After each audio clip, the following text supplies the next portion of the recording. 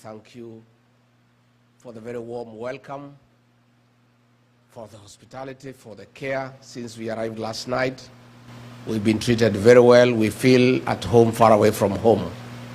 Again, let me take this opportunity to thank all of you for the honor and the privilege you have accorded me and my wife to create time, despite you being very busy in your various engagements, to come and listen to us and engage with us. We don't take it for granted. It's a great honor.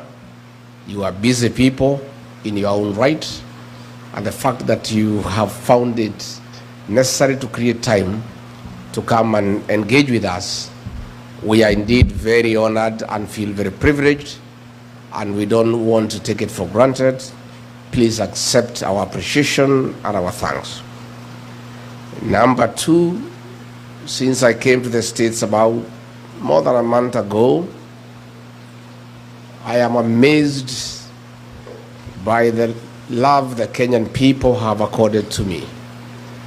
I'm also fascinated by the unity of the Kenyan people, of staying together as Kenyans, loving one another, taking care of each other, and being your brother's keeper.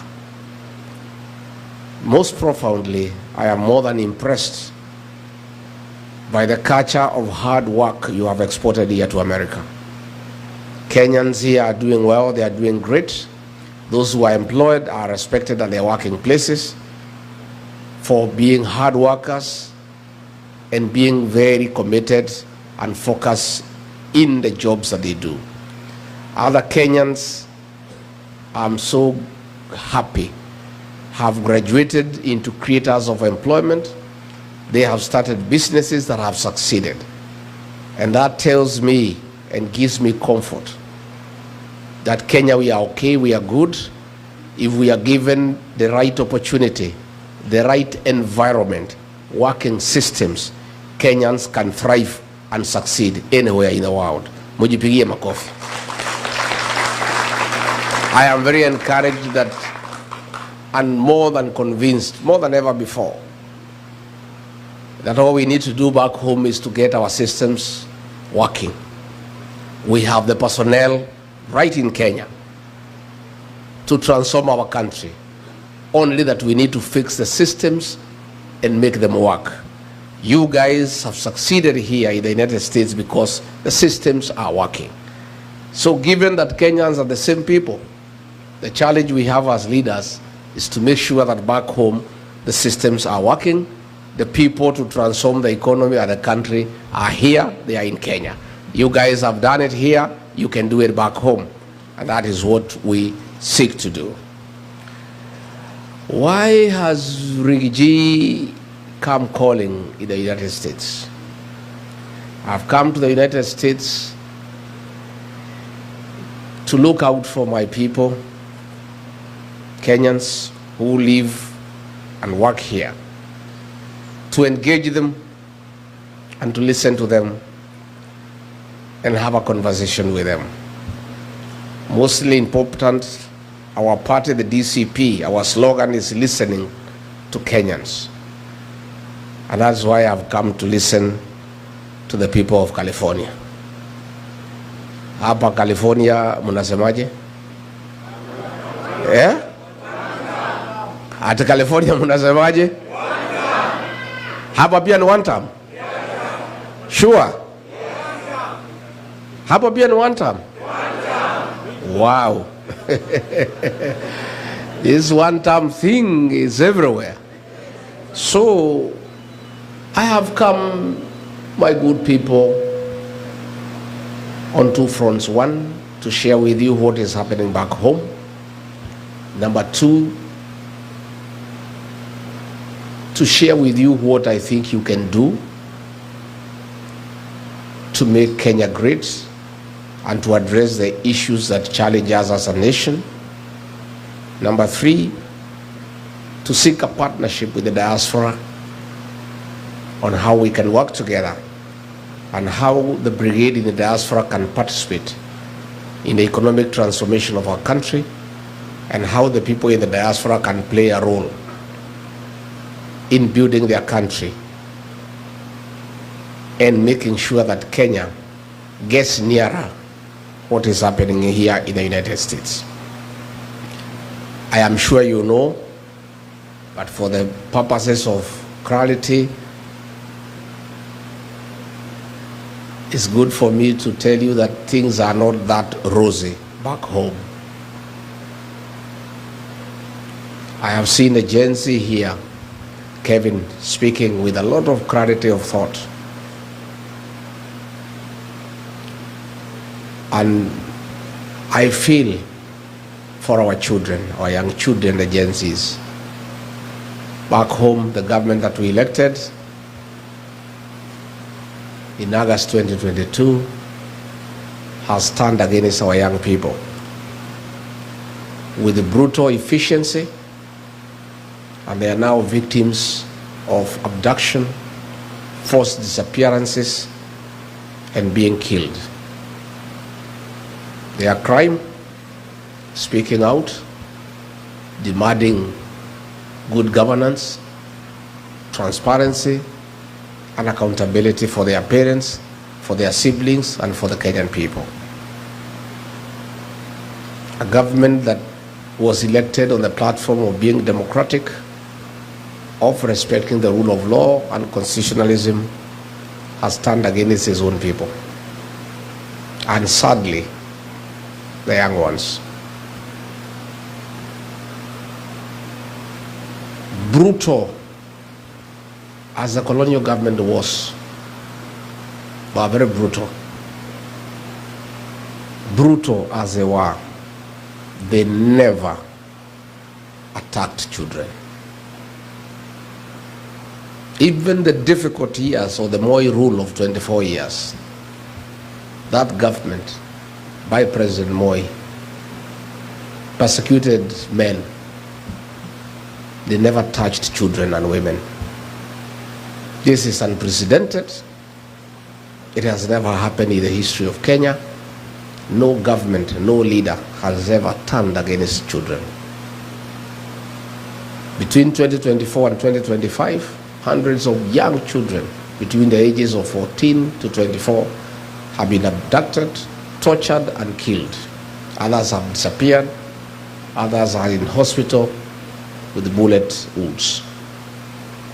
It's the lowest movement for the people of Kenya. And I know from here, because you take care of many families back home, you know what is going on back home. And what is shocking is the sheer impunity of the leadership, to an extent that a minister in charge of interior, against the constitution, has given orders to police to shoot, to kill. What is even more agonizing is that a president who has been elected by the people and who says he's a Christian and he is saved, against the teachings of the Bible, against the Kenyan constitution, has without shame given orders to police to shoot our young people in the leg and take them to prison as they go through hospital. It's shocking, and the people of Kenya are in anguish, they are in pain. And I've come here to share with you that pain, so that even as you are miles and miles away from home, you share the pain of our young people and the parents and the people of Kenya. And that is why Kenyans across all communities, everywhere, there is concurrence and agreement that the solution to stop these abductions, to stop these killings, to stop the torture of young people is one term. That is why it is a clarion call across ridges, across valleys, on top of the mountains, in bars, in hotels, in buses, in Uber, in churches, in schools, in university halls, in the bus stops. There is no other discussion in Kenya. It's one term. Because this must stop. The killings must stop. The abductions must stop. So that is why it's good for me to tell you because most of you may not know you have been away for long. I was elected as Deputy President alongside William Ruto, and we differed along the way on many issues, mostly corruption, theft of public resources, misappropriation of public funds. But what broke the camel's back and what made me and him disagree irreversibly, that we could not agree, was abductions and killing of the Gen Zs. To a point when I was in office, when he ordered for the killing of the young people on June 25th, 2024, the following day on the 26th of June, I flew to Mombasa and held a press conference when I was still Deputy President and told him off and told him that that is unacceptable, and that brought our relationship to an end. And we were never able to speak again until he mobilized resources and bribed members of Parliament and Senate to hold me out of office because I had publicly called him out for killing our young children. So I come here to tell you that you have a lot of influence back home. You cannot be silent when our young children are being killed. You are parents. You have children too. You have relatives back home. You cannot just sit and watch silently, doing nothing, as these children are being killed. Somebody here talks about the healthcare system. That here is Dr. Gachagua from Meru. By the way, where is Dr. Gachagua? You are not our cousin. You are our brother. Hi, bro. Wewe ni ndugu. Myself, I'm Meru. My mother is Meru. I am Kiana Kiamwari. Yeah? So, wewe ni ndugu. Yeah? The cousins are many, like Wekesa. Wapi Wekesa? Hai kuzo.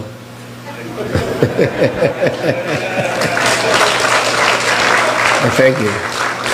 And let me tell you, this cousin movement is the greatest thing to have ever happened in Kenya, because our cousins have been misused by Raila for a long time. Long time. Every election cycle, he has been mobilizing my cousins from the Mlembe nation, from the Kamba nation, from the Luya nation, from the Kisi nation, from the Mijikenda nation, from the Taita nation, and mobilizing all those cousins and cheating them that he's taking them to Canaan. And because people have Canaan, my cousins fell for it for many years. The minute he gets there, he doesn't intend to be president. He has no such intention. He's not interested. He likes power, but with no responsibility. He doesn't want to take responsibility. So he creates problems. He is invited into government and starts eating. And that is why, like now, he is quiet. Because he's a very good observer of good manners. When you're on the table eating, you don't talk. So these cousins now have found their way as a family. And now all the cousins are talking the same language. So I saw Tinga the other day crying about cousins. He was crying in a funeral. Instead of mourning the late Phoebe Asio, he was mourning the loss of cousins from his grip. Because these cousins were mechanuka. And you know, the other day when he brought problems, he was invited to the table by Ruto to eat together. He forgot all the cousins and went alone. Yet he wanted these cousins to wait for him to mislead them every election. So whoever Tinga, well, let me tell you, don't talk about cousins. Keep off family matters. Hii ni mambo ya familia, si ndio? Mambo ya familia usiingilie. So the cousin movement is a great thing, and all cousins, all in-laws, all the people of Kenya are one family now. And all the people of Kenya now are cousins opposed to abductions and extrajudicial killings. And they are all speaking the same language. So Gachagua talked about healthcare. We had a system called NHIF. It was struggling, but it was working. At least you could go to a mission hospital, get treated, and NHIF in one way or another will sort you out to a certain extent, and you are struggling with a small percentage. So what we needed to do was improve on NHIF, and all we needed was 800 million Kenya shillings to reform the system and make it working. Instead, William Ruto threw it out, brought another system, another animal called SHA and SHIF, at a cost of 104 billion Kenya shillings to replace NHIF, and it is not working, and that money has been stolen. As we speak, the hospitals have said that civil servants must pay in advance because SHA does not help. I am amazed by the work by the health system here in the US. For the time I've been here, I've interacted with many of you are in the health sector. We have a health system that works. And you guys, when we form a new administration, we rely upon you to come and work with us and help us put in place a working healthcare system, a replica of what is happening in this great nation. You guys know it, you have done it.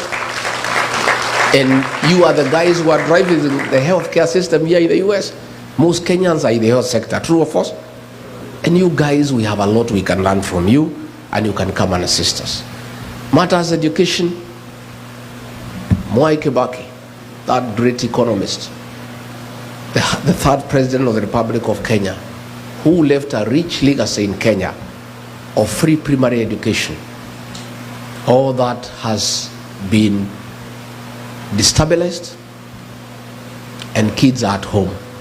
Money meant for free primary education has been stolen by William Ruto.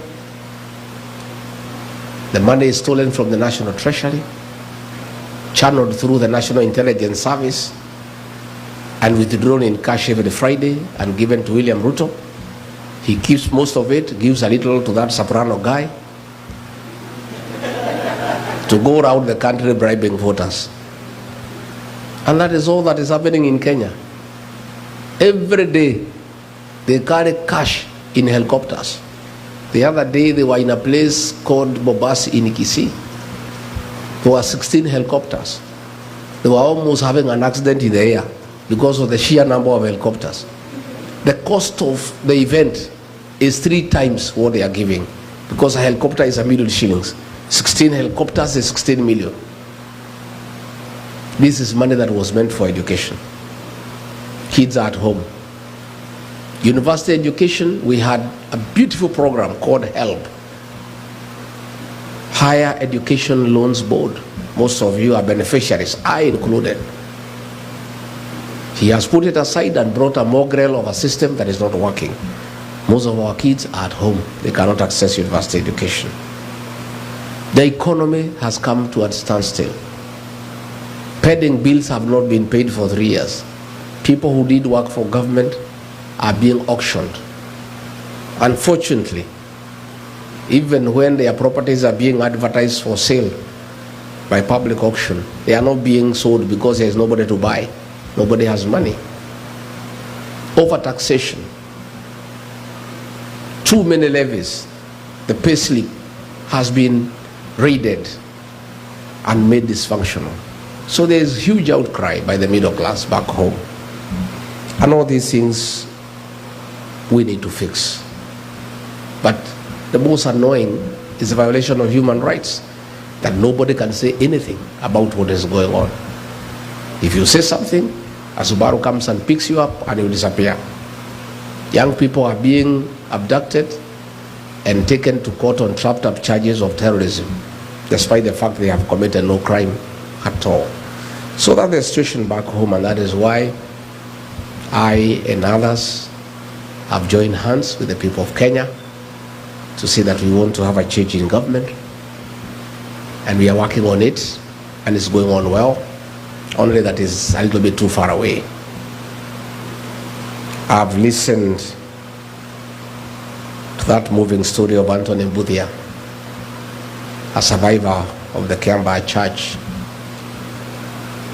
Some MPs from Rift Valley have been shouting at me that I should not talk about that matter. We must talk about it because history informs the present and the present informs the future. The scars of Kiambaa Church are evident with Anthony here, and he has done well to document that history. We forgive, but we have not forgotten. And we are saying never again shall we ever allow what happened in Kiambaa and in the Rift Valley ever to happen again. Kenyans must be allowed to make their choices freely on who is to govern them, who is to lead them without any reprisals from anybody for whatever reason.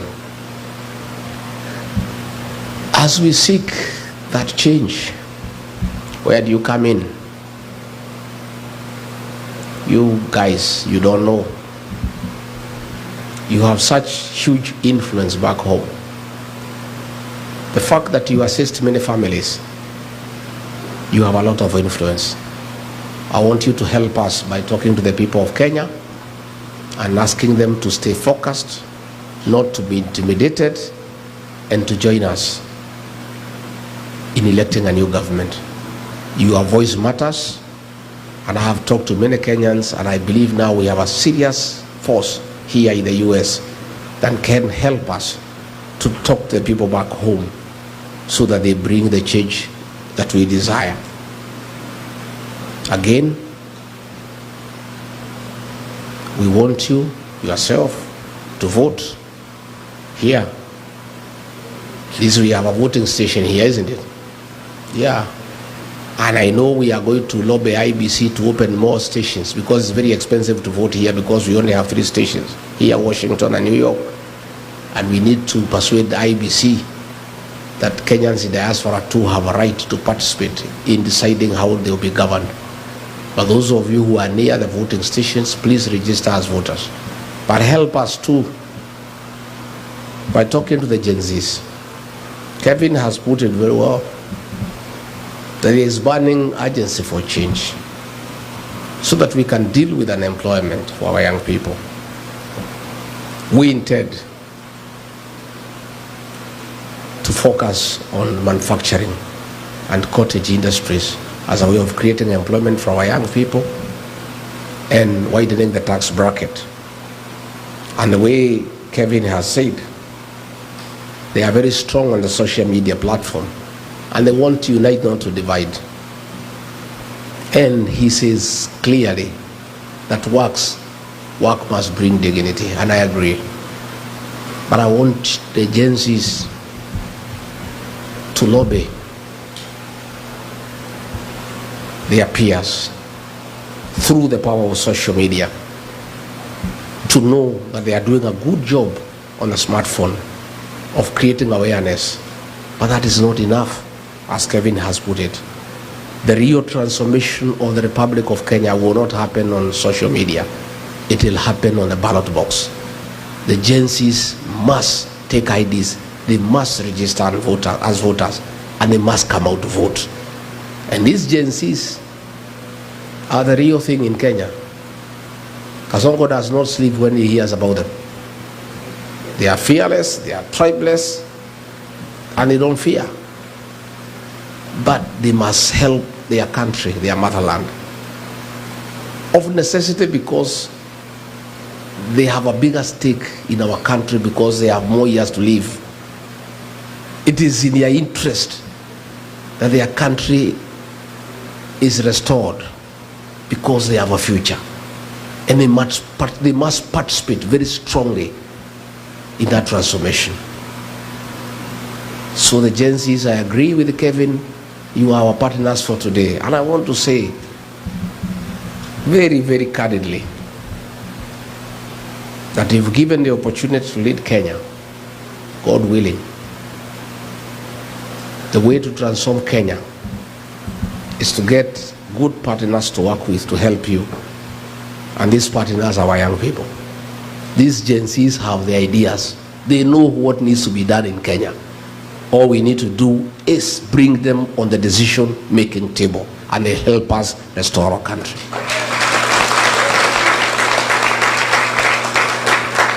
So the Gen Zs in Rigiji, you have a serious partner. I have fought for you. I disagreed with William Ruto because I stood with you and for you at your lowest. When the president was saying you are criminals and you are treasoners, when he has been saying you should be shot in the leg, when Mukomen has been asking police to shoot you, to kill you, Rigiji has stood with you. I'm somebody you can trust, that I want to secure your place on the decision-making table so that together we transform our country. And I have very serious intentions to work with the young people. And if you look at the guys I work with back home, already you can see that intention. The leaders around me are young, very young. In fact, in my absence in Kenya, they are giving Kasongo sleepless nights. In fact, he would rather I went back because I'm just one. Those guys, Akina John Medho, you know Medho? These guys are brutal. Akina Gacheri, Akina Karungo Athango, Akina Ngogoyo, Akina Muku, young people. Already I have seen how effective it is to have young people working with you. If given an opportunity by the people of Kenya to be president or to be part of that government, I want to commit that in my government, my administration, the Gen Zs, the millennials, will be part of that government, and they'll be right there making decisions. Yeah? In fact, mimi sasa ni mzee kiasi. I'm approaching, I'll be 62 by that time, and I've worked very hard. I've really worked very hard in my life. I've not been very lucky. Whatever I get, I don't get it easily. I work hard for it. Hata ile nilitafuta ya deputy president nikatafuta wakaninyang'anya. Yeah? Lakini ni mzuri, walinyang'anya ndio nipate ile yenyewe. Si ndio? I am feeling I don't want to work as hard. But since I'll be given a responsibility, how would you not work hard and still be responsible? Because I cannot be like Raila. The guy wants to sit on the table, he doesn't want to be responsible. I want to be responsible, but I don't want to work too hard.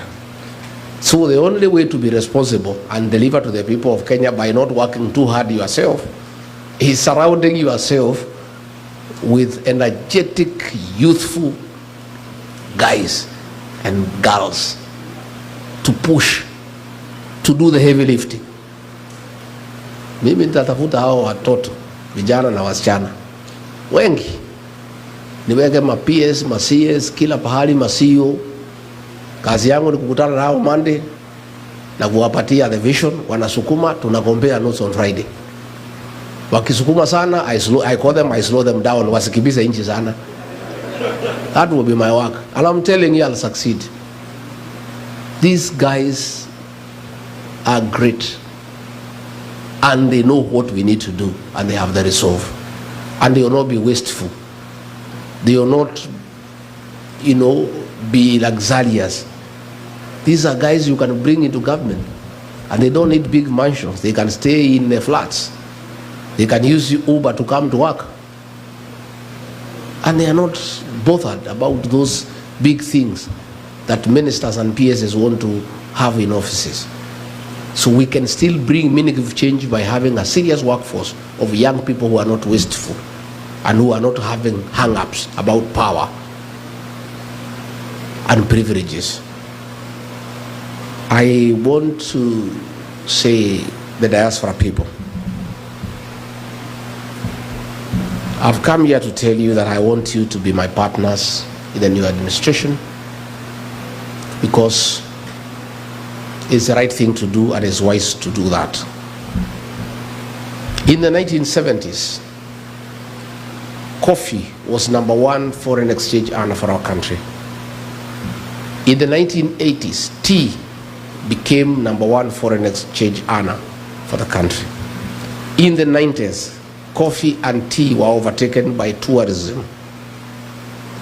But in the last 10 years, and as we speak today, the highest foreign exchange earner for our country is remittances from the diaspora.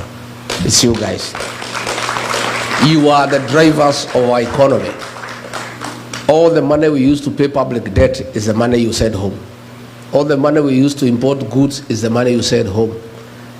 The money we use to run our consulate here in Los Angeles is the money you send home. So, I must be smart. I need this money to run the country. How do I get it? I am a dairy farmer.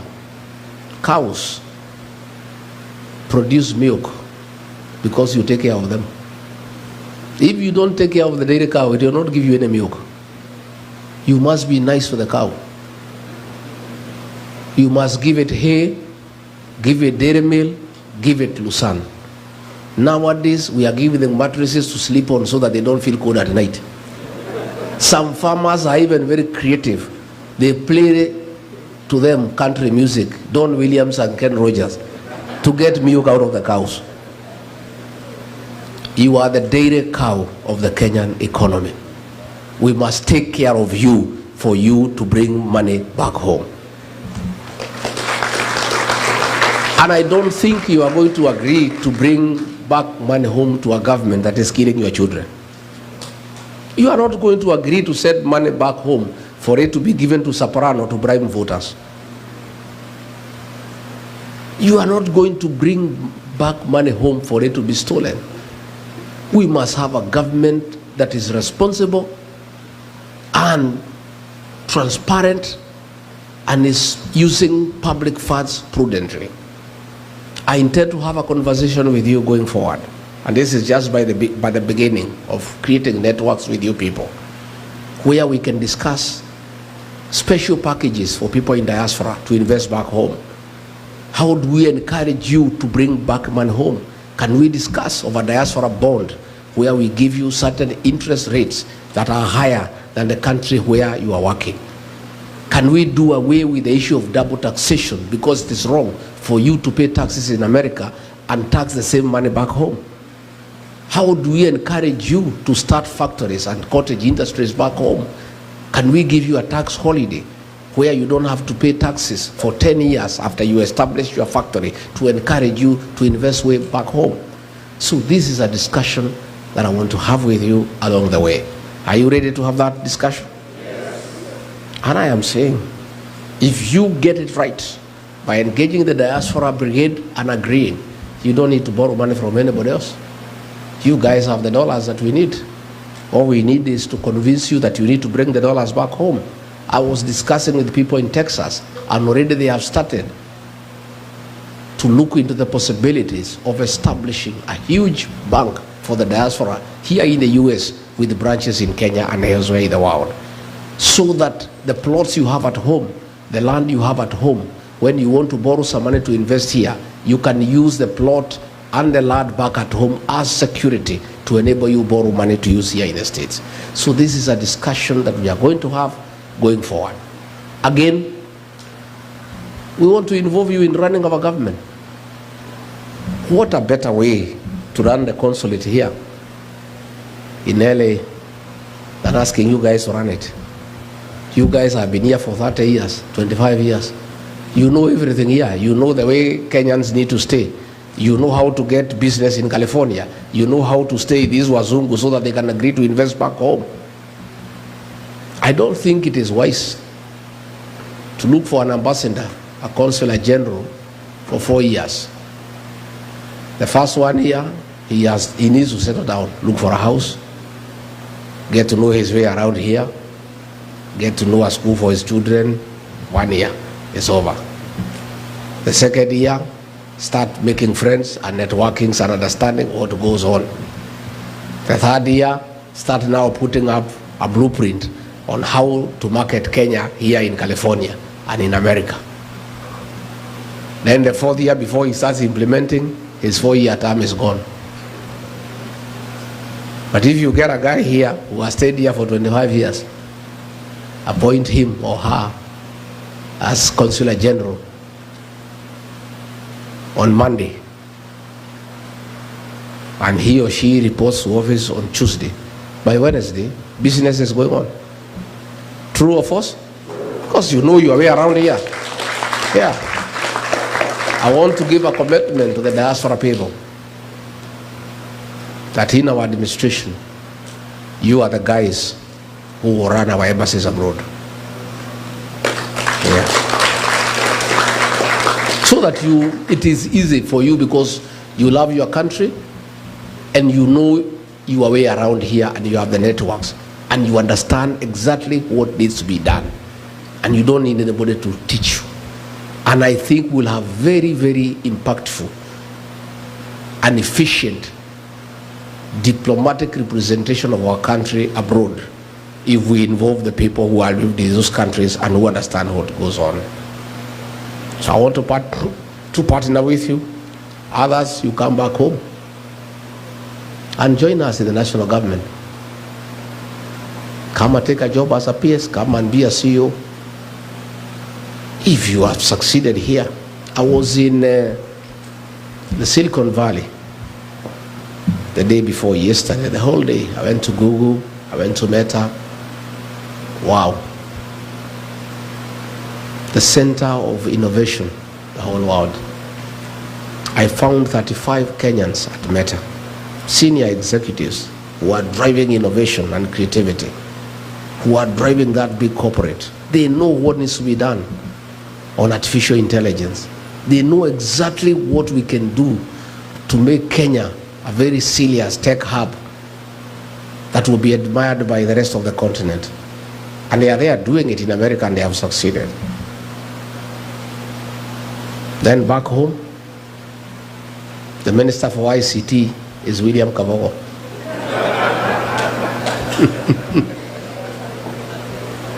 Aren't you embarrassed? Surely. Surely. We don't need to look far. We have Kenyans who can transform our country. Those guys I found there at Silicon Valley, I met some top executives there, Kenyans. They are the ones who are driving that valley on matters ICT, others in manufacturing, others in medicine. We have enough capacity as Kenya of people who are experienced with a proven track record to help us transform our country. Yet we just go and pick fellows who have no idea as to what they are doing. So I want to look to the diaspora for great resource of people who can help us transform our country, because I think it's the right thing to do. And I'm asking, help us to mobilize our support back home for a true transformation of our country. And Wekesa, our cousin, the Mlebe Nation is good. I was there for 4 days and it's one term.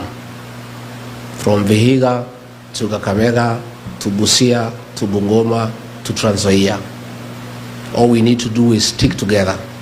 My brothers, George Natebea, Eugene Wambalo and Cleophas Malala to stay together so that they can provide leadership, you know. My place there in the mountain, hiyo nimefunga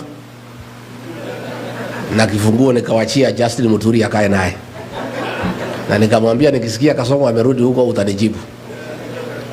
We were there with our cousins at the coast. Is good. Lower Eastern Ukambani is good. And the payslip holders across all communities, there are 3.5 million. And every payslip holder has an impact over 2 people, minimum. Another 10 million strong people. The Gen Zs, those ones are wild. They're asking for the day and the time. So we are good. We have a winning team, and all we need to do is stick together. so that we have one candidate to face William Ruto. One. Yeah? And he is working very hard to divide us. Guy is not sleeping, because he knows the only way he can sleep through is if we are divided. But all of us have committed that all of us are presidential candidates. But towards the end, we'll sit down and agree on one candidate. And Rick G has given a commitment that in case the formula does not favor me, and I'm not the one picked to be the flag bearer, I and my supporters, who are in millions, will unconditionally support the candidate whom we have agreed on.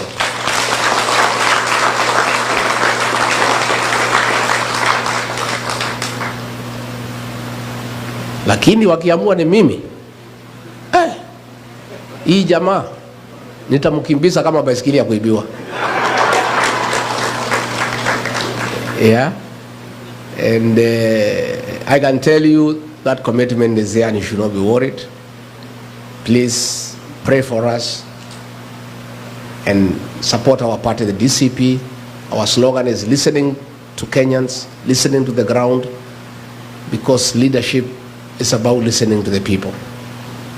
When you are elected, your employers are the people who have elected you. And you must listen to your employer. All of you, wherever you are employed, you must listen to your employer. And that is what I do. I listen to the people. Since I came to the US, I'm a better leader than when I came. I've listened to many people, and I've written.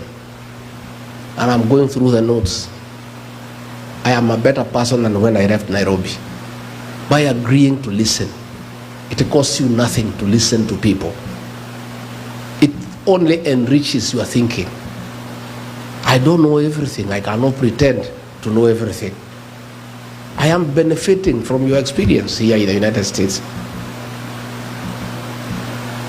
We were told in California, in San Francisco, about water harvesting so that we can use the water for irrigation in areas that are dry in California. And that's how California feeds the rest of America. I learned a lot that I did not know.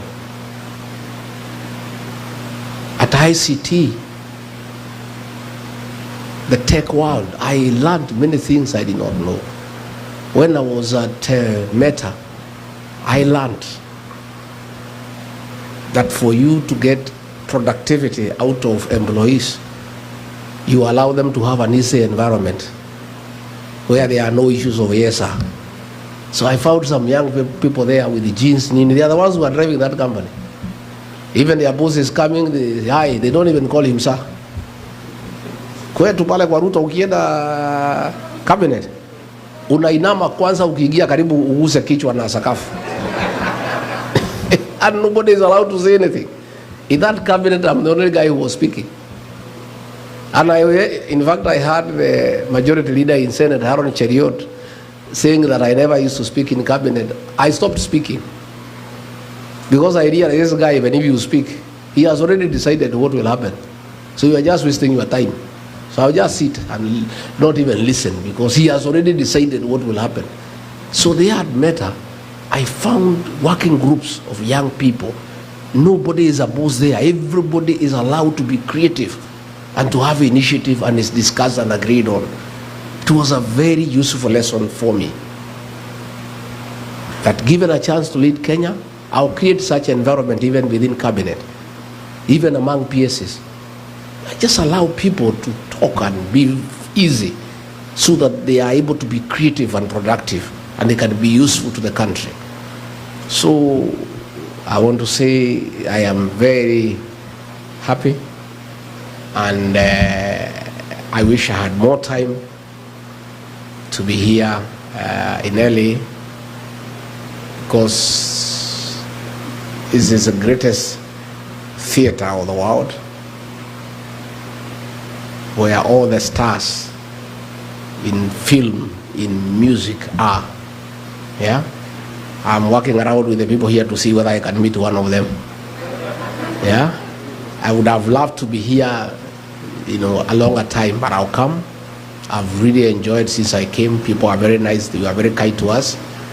And I would also have wanted time to visit the filmmaking industry, to see what we can borrow from here for the purposes of exporting that experience and knowledge to our country, where we allow people to make films and to be productive. So I've just come to say how happy we are to find you here, looking good, looking successful, and I really look forward to a very healthy engagement, and whatever questions that are there, I am told there are questions I'll be given, I'll be able to answer them, and if there are any more I can answer.